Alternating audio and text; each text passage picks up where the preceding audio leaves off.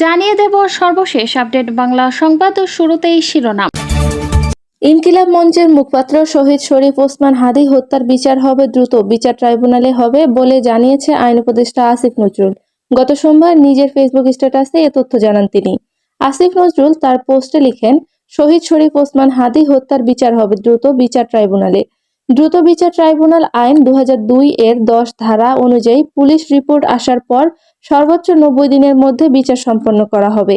এর আগে দুপুরে 12:30টার দিকে রাজধানীর শাহবাগে জাতীয় জাদুঘরের সামনে সংবাদ সম্মেলনে ইনকিলাব মঞ্চের সদস্য সচিব আব্দুল্লাহ আল জাবের বলেন, এই হত্যাকাণ্ডের জন্য একটি দ্রুত বিচারিক ট্রাইব্যুনাল গঠন করতে হবে। প্রয়োজনে আন্তর্জাতিক পেশাদার তদন্ত সংস্থার সহায়তা নিতে হবে। কোনো তথাকথিত বন্দুক যুদ্ধ নয়, আমরা চাই প্রকাশ্য বিচার। গত 12 ডিসেম্বর দুপুরে জুমার নামাজ শেষে রিকশায় গন্তব্যে ফিরছিলেন ইনকিলাব মঞ্চের মুখপাত্র শরীফ মোহাম্মদ ওসমান হাদী। রাজধানী বিজয়নগরের কালভার্ট এলাকায় পেছন থেকে আসা মোটরসাইকেলের আরোহী থেকে খুব কাছ থেকে ওসমান হাদীর মাথা লক্ষ্য করে গুলি চালায়। গুলি তার মাথার ডান পাশ দিয়ে বুক ঢুকে বাম পাশ দিয়ে বের হয়ে যায়। এরপর মোটরসাইকেলের গতি বাড়িয়ে পালিয়ে যায় দুর্বৃত্তরা।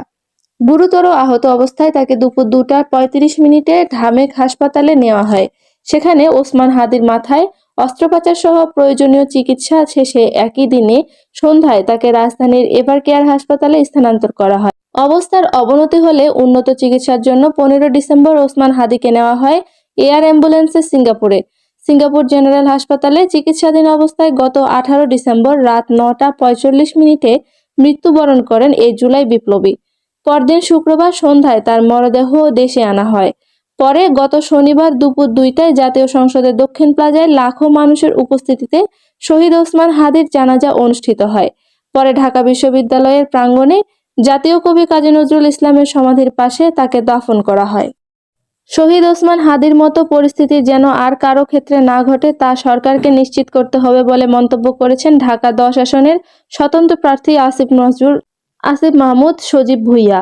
তিনি বলেন, দেশের পরিস্থিতি অস্থিতিশীল করা, নির্বাচন বানচাল করা কিংবা বাংলাদেশকে অন্ধকারের দিকে ঠেলে দেওয়ার সুযোগ যেন কেউ না পায়, এই বিষয়টি নিশ্চিত করা সরকারের দায়িত্ব। গত সোমবার দুপুরে ঢাকা 10 আসন থেকে নির্বাচনে অংশ নিতে মনোনয়ন ফরম সংগ্রহ শেষে সাংবাদিকদের সঙ্গে কথা বলার সময় তিনি এসব কথা বলেন। আসিফ মাহমুদ বলেন, আজ আমি ঢাকা 10 আসনের প্রার্থী হিসেবে মনোনয়ন ফরম গ্রহণ করেছি। ধানমন্ডি, হাজারীবাগ, নিউ মার্কেট, কলাবাগান ও কামরাঙ্গীরচরের 55 নম্বর ওয়ার্ড নিয়ে গঠিত এই আসনটি। এ এলাকায় মানুষের এই নির্বাচনকে ঘিরে অনেক আশা আকাঙ্ক্ষা রয়েছে। তিনি আরো বলেন, এই আসনের প্রতিটি থানা ও ওয়ার্ডের আলাদা আলাদা সমস্যা রয়েছে। আমরা সেসব সমস্যা চিহ্নিত করে সমাধানে কাজ করতে চাই। ইতিমধ্যে জনগণের সঙ্গে কথা বলছি, তাদের সমস্যা শুনছি এবং সম্ভাব্য সমাধান নিয়ে পরিকল্পনা করছি। প্রার্থী হওয়া প্রসঙ্গে আসিফ মাহমুদ জানান, তিনি আগেই নির্বাচনে অংশ নেয়ার ঘোষণা দিয়েছেন এবং এই যাত্রায় ঢাকা 10 আসনের জনগণের পাশাপাশি সারা দেশের মানুষের সহযোগিতা প্রত্যাশা করেন। জানিয়ে দেব সর্বশেষ আপডেট বাংলা সংবাদ ও শুরুতেই